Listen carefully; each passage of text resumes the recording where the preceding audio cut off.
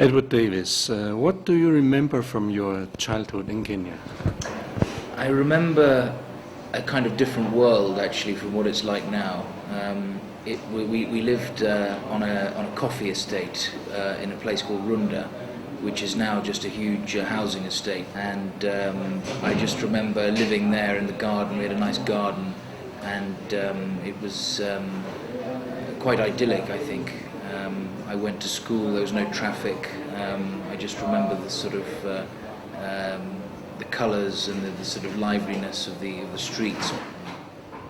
So much has happened with Kenya since then. I think so. Yeah, I think the change between now and then is amazing. It's it's good. It's development, but it's very different.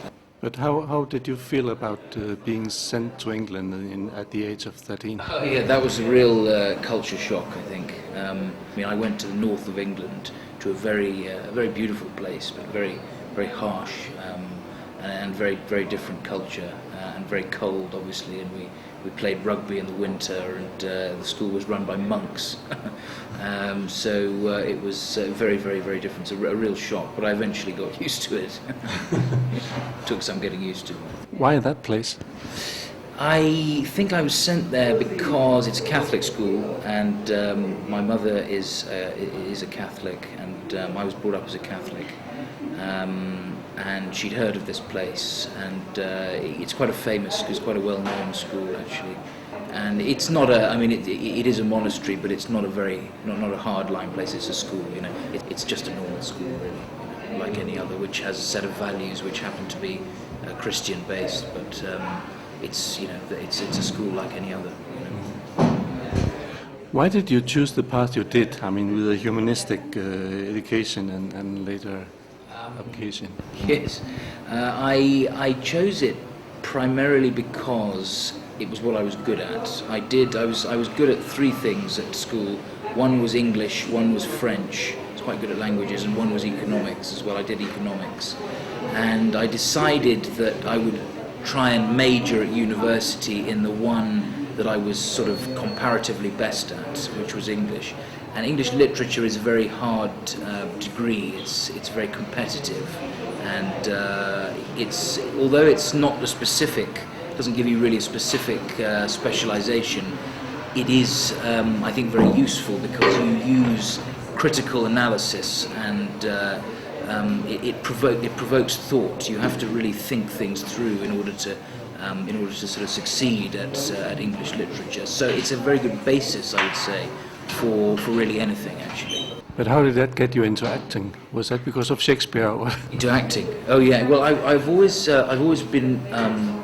It's always been a real passion of mine, and a really hobby that I've really enjoyed doing over the years. Acting, dramatics and performance and that kind of area.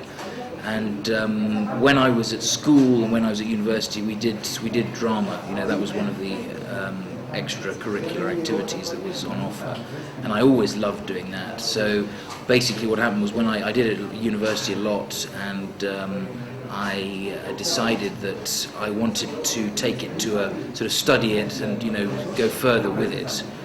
So I did a one-year course after I went to university, which is just into a school which trains professional actors. It's a professional acting school, and again very competitive and very difficult to get into. So I was very proud that I managed to actually get in the first place. And it's a brutal world actually, that world of acting, and all the sort of networking and the deal making behind the scenes that goes on is quite political actually. Say that if you can do something else apart from acting, then you should do it. You shouldn't just act. You should only do acting if there's nothing else in the world that you can actually do. And I luckily enough, or unluckily enough, I can do other things, so I went and did them, I think.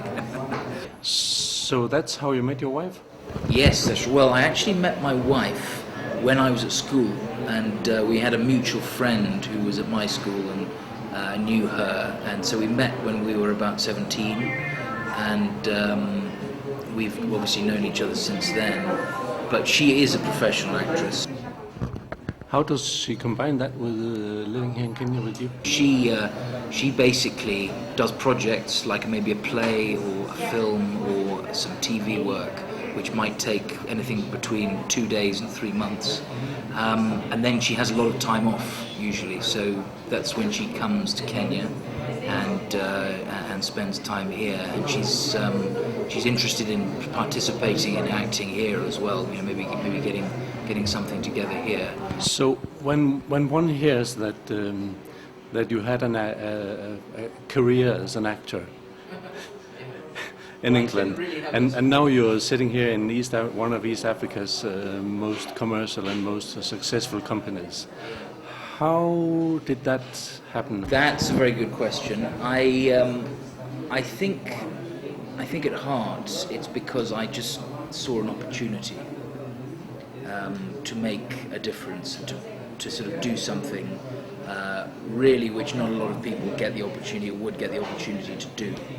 I think the potential of the country and the continent at this particular time is the best in the whole world. You know, the greatest opportunities in the whole world are available in Africa now, I think. And secondly, I think the nature of our business and the sectors that we participate in at Davis&Shirtliff make for just an unmissable opportunity, basically. And I think that's what drew me here. I think I could see a way where I could really participate in something very special indeed. It's the other thing you find yourself able to do other than acting.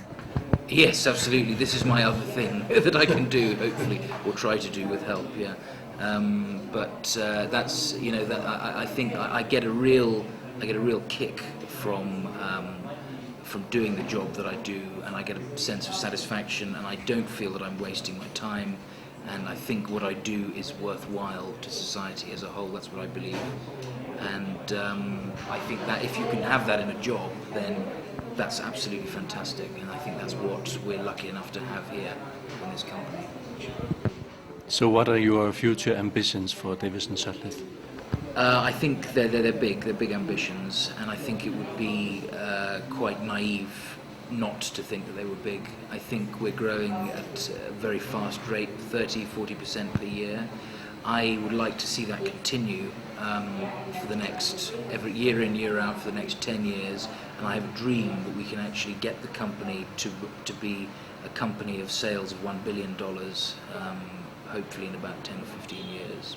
So that would be incredible, and I'd love to be part of that and make sure that happens. And I think it can, honestly believe that it can happen.